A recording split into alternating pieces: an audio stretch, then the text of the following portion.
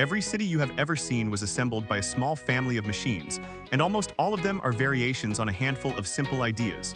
A lever, a wedge, a wheel, and a way to pump oil under pressure. Once you understand what each machine is really for, a construction site stops looking like chaos and starts looking like an orchestra. Before we look at any single machine, there is one invention underneath almost all of them that makes the whole show possible. Hydraulics. The idea is beautifully simple. If you push on a fluid trapped in a sealed pipe, the pressure travels everywhere in that fluid equally. And if the pipe opens out into a bigger cylinder at the far end, that same pressure acting on a bigger area produces a far bigger force. A small pump driven by an engine can push oil down a hose, and at the other end a cylinder the size of your arm can lift many tons without strain. That is why modern construction machines can be so precise and so powerful at the same time. The operator moves a small lever that meters a little oil, and a massive steel arm responds smoothly and instantly. Almost every arm, blade, bucket, and outrigger you will see doing real work is being driven by pressurized oil.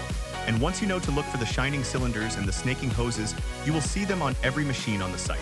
The machine that defines a construction site is the excavator, the track digger with the long jointed arm and the bucket.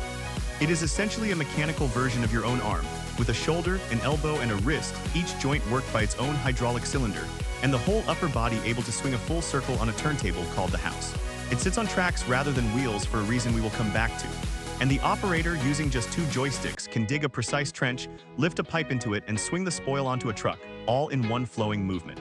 What makes the excavator the king of the site is that the bucket comes off. Swap it for a hydraulic breaker, and it becomes a jackhammer that can smash concrete. Swap it for a shear or a grapple, and it demolishes buildings or sorts scrap. Swap it for an auger, and it drills holes for foundations. The excavator is not really a digger. It is a universal hydraulic arm, and the bucket is just its most common hand. Where the excavator sits and reaches, its two cousins push and carry. The bulldozer is the brute, a heavy tracked machine with a big blade across the front, and its whole purpose is to shove. It strips topsoil, levels rough ground, and pushes huge volumes of earth and rubble, using sheer traction and weight. At the back, it often carries a claw called a ripper, a single steel tooth that can be driven into hard ground or soft rock to tear it up so it can be pushed away. Its partner is the wheel loader, the machine with the big bucket on the front and crucially rubber tires. The loader is built for speed and repetition, scooping loose material, gravel, sand, demolition debris, and carrying it a short distance to dump it into a truck or a hopper again and again all day. Between them, they handle the two halves of moving material in bulk. The dozer breaks it loose and pushes it around, and the loader picks it up and carries it away. That difference between tracks and tires is not a small detail. It is a deliberate engineering choice you can read on every machine, and it comes down to a single idea: ground pressure.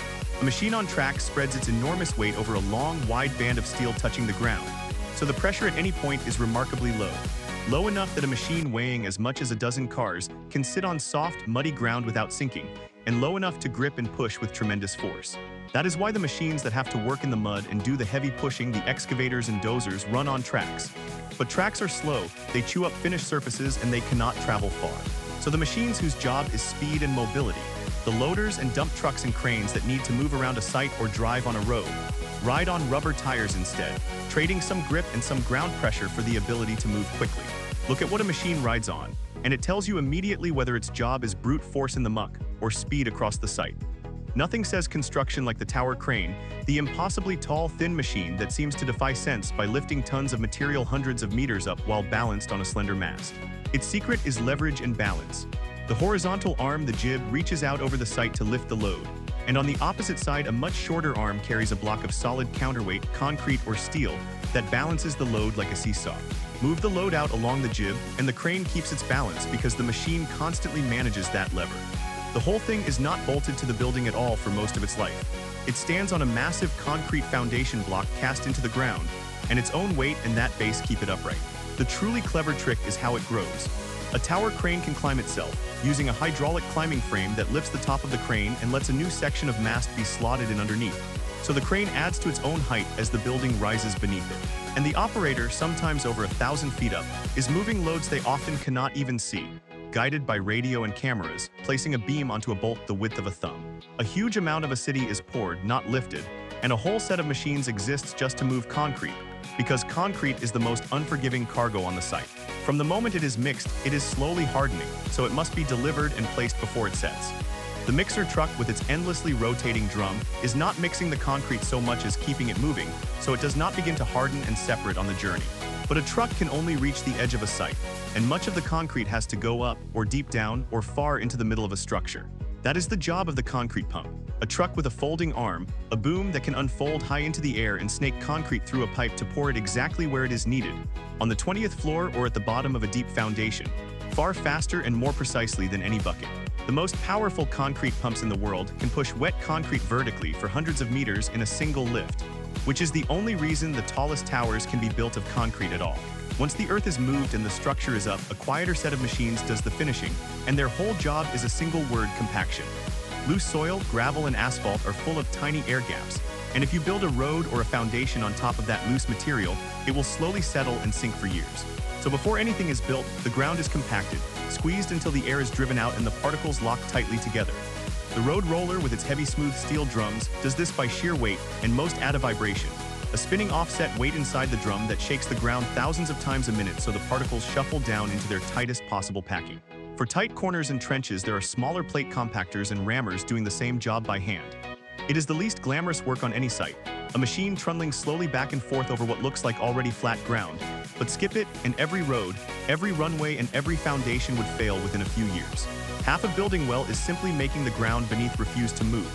Before anything rises, a whole class of specialist machines works downward, putting the foundations in, and they are some of the most impressive on any site.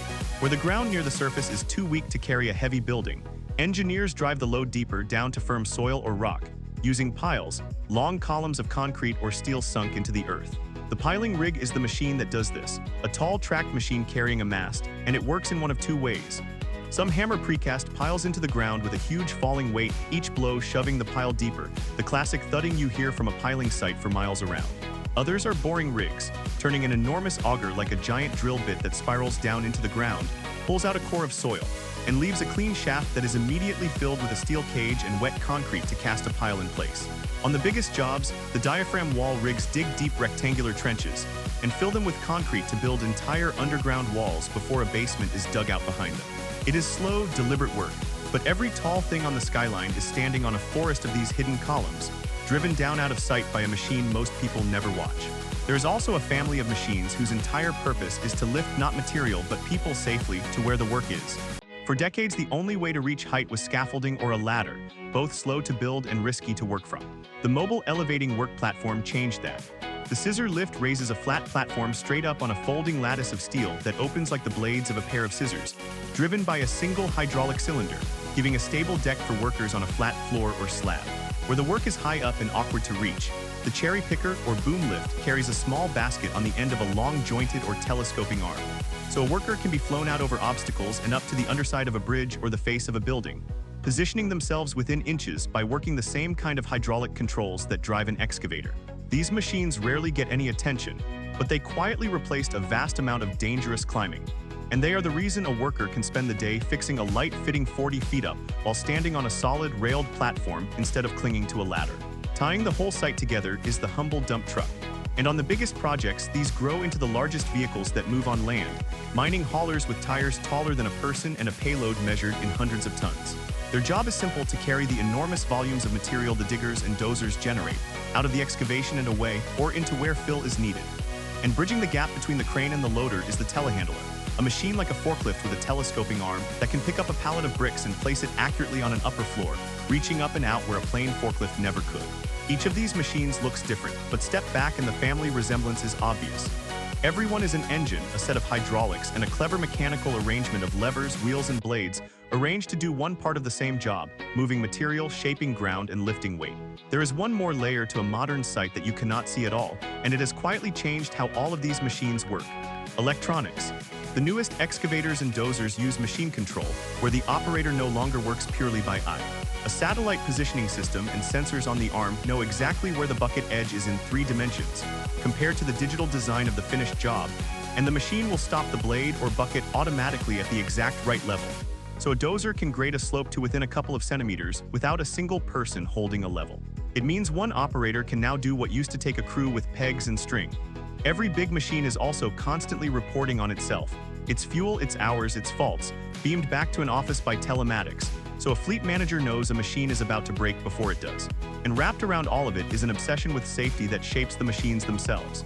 The cabs are roll-over protected steel cages, Excavators have cameras and proximity alarms because the single greatest danger on a site is a machine swinging or reversing into a person on foot.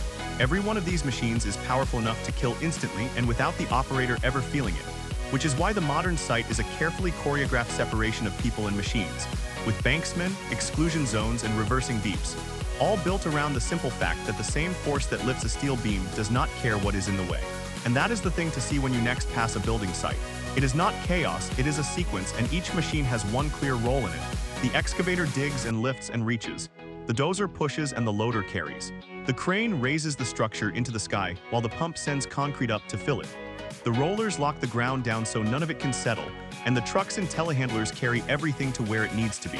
Underneath all of them is the same quiet idea: an engine turning a pump, oil under pressure moving a piston, a simple machine multiplied into enormous force, and a human operator turning that force into something exact. We tend to admire the finished tower or the elegant bridge and never think about how it arrived. But every one of them was lifted, poured, pushed, and packed into place by this handful of machines, working in order, each doing the one thing it was built to do. Follow for more construction facts hiding in plain sight.